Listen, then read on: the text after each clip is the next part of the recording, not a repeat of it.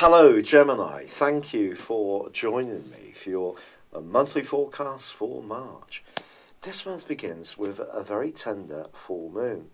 This occurs in the sign of Virgo, which you have kind of strange affinity with, even though it squares to your sign, even though it's Earth, whereas yours air, and it comes through the guide planet of Mercury, which governs both of your signs. Now, Mercury is all about communication, isn't it? And from the 6th of this month, it's going to zip into a beautiful location for you, one which is giving you an opportunity to revitalise your social situation. Now, Mercury is going to be joined by Venus the day after, and the two are going to be combining spectacularly well. But also, from week 2, Mars is going to be forging a tremendous angle to Uranus, and Mars is in your sector of relationships, and Uranus in your sector of friendship, where Mercury and Venus have just arrived. So don't be surprised if you start to make some much more decisive moves around your love life or around the type of company you keep or your activities during this week. But at the start of the month, with Mars clashing with your ruling planet Mercury, things may feel a little bit sluggish, and you may also feel that someone in a position of seniority is being a bit blocking to some of your more creative ideas.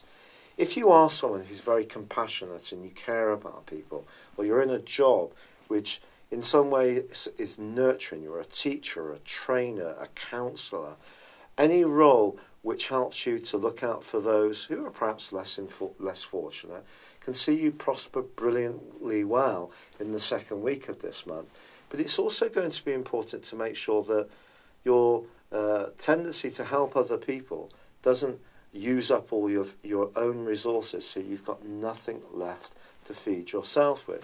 So there are boundaries to be laid down this month, and I think this more social dimension is something for you to really seize upon for that reason alone, in order to achieve a better work-life balance. Now, on the 9th, it is true that Jupiter, the planet of expansion, does slam on the brakes, goes into a 4-month retrograde, where it will be in your sector of work, health, fitness and diet. If you have been really pushing things very, very hard, and you have been starting to feel the strain a little bit, I think Jupiter tracking backwards is not going to bring ill fortune. It's just asking you to be a little more realistic, not expect everything to just fall into place too easily. However, what is perhaps more challenging is the new moon, which occurs on the 17th, because this is going to be clashing with Mars and is going to provide a backdrop for the following month. Now, Mars is in your sector of relationships up until this point. It moves on the 18th into a much deeper and more passionate location. But this angle to the full moon, to the new moon, I beg your pardon, suggests that even if you have got some ambitions to really raise your profile, open up your world to create more success, become more goal-orientated, you have to try and keep people on side. And if you go for the main chance and don't do that, some opposition could follow, unfortunately. With Mars moving on the 18th, it's asking you to be savvy around the politics of situations, to see beneath the surface. You can also find yourself a bit more impulsive from here on in, especially around relationships, and could be attracted to someone and not really even know why in the latter parts of this month. But the Sun moves on the 21st to join up with that duo of Venus and Mercury, which have been sparkling beautifully at the heart of this month, and bring in a lot of social potential to you. The Sun moving into this area can also help you to think more about your long-term future, your friendships, and the more spiritual side of what motivates us, rather than the more worldly side. But then your ruler Mercury slams on the brakes on the 23rd itself, and for the last week of this month is therefore retracing his steps, and that could lead to some appointments being cancelled at the last minute. Plans to meet people may need to be rejigged. Your own long-term expectations may also become rather more fluid during this period of time. However, Mars then goes on to connect with Pluto in the most passionate of ways from the 27th to the 31st.